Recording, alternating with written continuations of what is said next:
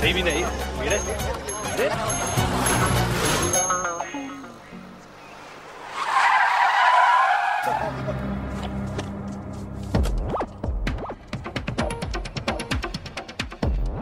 घोडा लागल म्हणजे आता मला इथं घोडा लागल.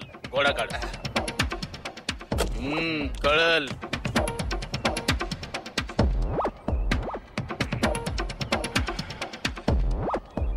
हा हे बरोबर आहे.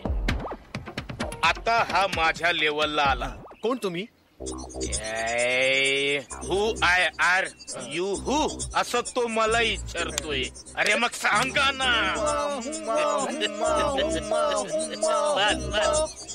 कळलं कळलं कळलं ना.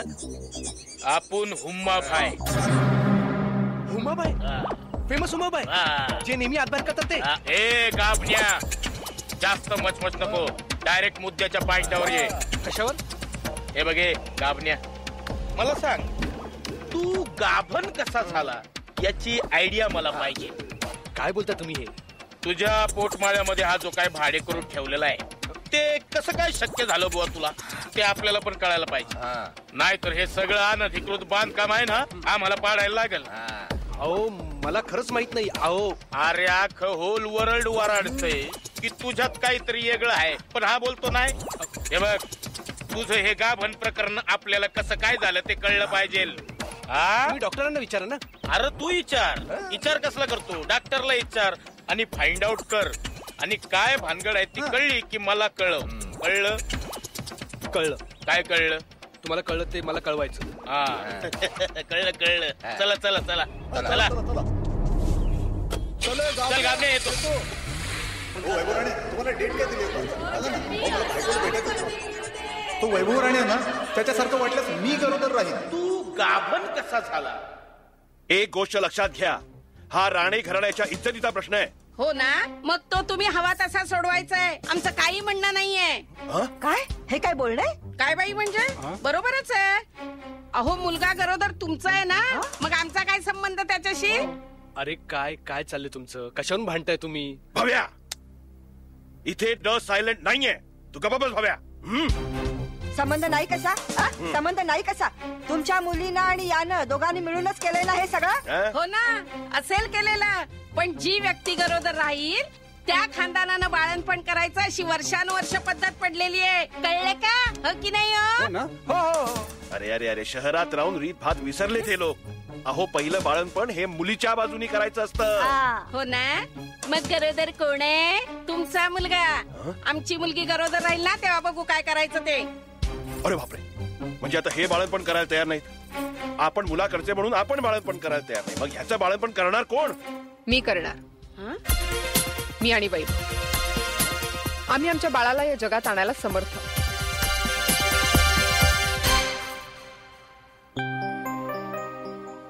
मलाही बाळ हवंय. आणि काय ना एकदा आपण दोघांनी ठरवलं ना की मग आपल्याला कोणाच्याच मदतीची गरज नाहीये.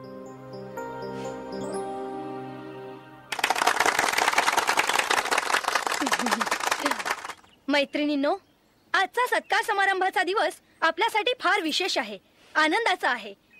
रसिकाताईंनी जे प्रयत्न केलेले आहेत त्याचं सर्वत्र कौतुक होतच आहे. पण त्या कौतुकाचं फळ तेव्हा मिळेल जेव्हा बाळाचा जन्म होऊन बाळ आणि बाळंतोबा सुखरूप असतील. हा दिवस आपल्या सगळ्या स्त्रियांच्या आयुष्यातला विशेष आनंदाचा दिवस असणार आहे आणि या दिवसाची नोंद इतिहासामध्ये होणार आहे.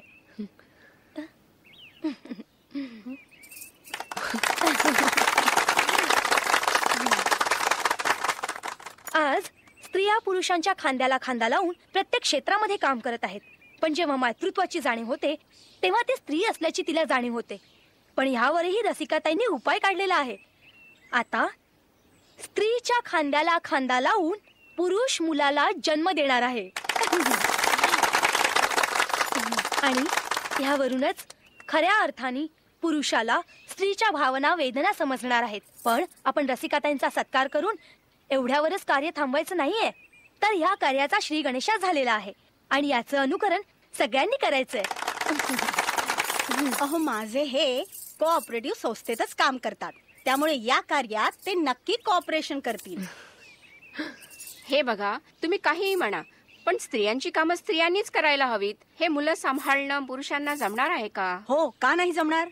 जमायलाच पाहिजे. आपल्या शरीराचा भाग म्हणून आजवर नाही का आपण आपल्या मुलांची किती काळजी घेतली, मग त्यांनाही आता ती वाटणारच. सगळे पुरुष गरोदर राहिले तर सगळीच मुलं 7च्या आत घरात येतील. अहो, म्हणजे गरोदर पुरुषांसाठी स्पेशल गर्भसंस्कार केंद्र सुद्धा उघडतील. त्याशिवाय लोकल, बस, सगळ्या पब्लिक ट्रान्सपोर्टमध्ये गर्भवती किंवा प्रेग्नेंट लोकांसाठी विशेष डब्यांची सोय करण्यात येईल. आणि मग दारू, गुटखा, सिगारेट आणि डान्स बार यांच्यावर बंदी आणण्याची गरजच लागणार नाही, हो की नाही? तर मैत्रिणींनो, आज मी आपल्या सगळ्यांच्या वतीने रसिकाताईंचे आभार मानते आणि आपल्या सगळ्यांच्या वतीने त्यांना एक शब्द देते की पुढच्या मीटिंग मध्ये निदान 2-4 तरी गुड न्यूज आपण त्यांना नक्की देऊया. थँक्यू. दिस जातील दिस येतील भोग सरल सुख येईल.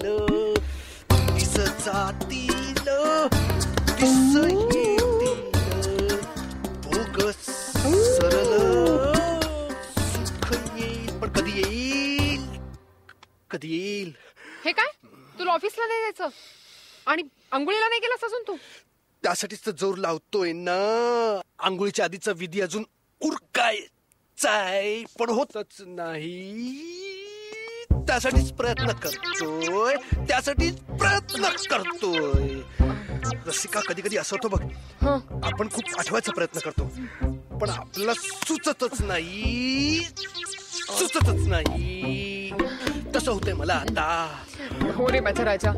काय असतं ना, प्रेग्नन्सी मध्ये कॉन्स्टिपेशनचा त्रास होतो ना. मग आता का होत नाही? हे बघ, ह्या सगळ्यावर फक्त एकच उपाय, डॉक्टर गायत्री पोटदुख्यांच्या प्रेग्नन्सी क्लासेस मध्ये जाऊन योगा करणे. वा, मला एक स्ट्रॉंग चहा देशील? चहा आत्ता आणते. अरे दूध संपलंय. दूध संपलंय? अगं आत्ता दूध संपलं ठीक आहे, पण उद्या बाळ जन्माला येईल तेव्हा त्याला दूध लागेल, तेव्हा काय असं सांगणार आहेस का दूध संपलंय तेव्हा कुठून आणणार दूध? काही काय वैभव, बाळाला थोडेच ते दूध.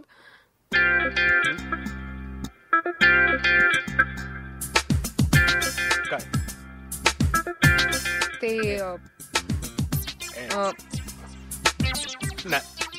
नाही वेडीस का तू? वेळ लागली तुला? नाही मस्का नको वेडीस का? नाही प्लीज.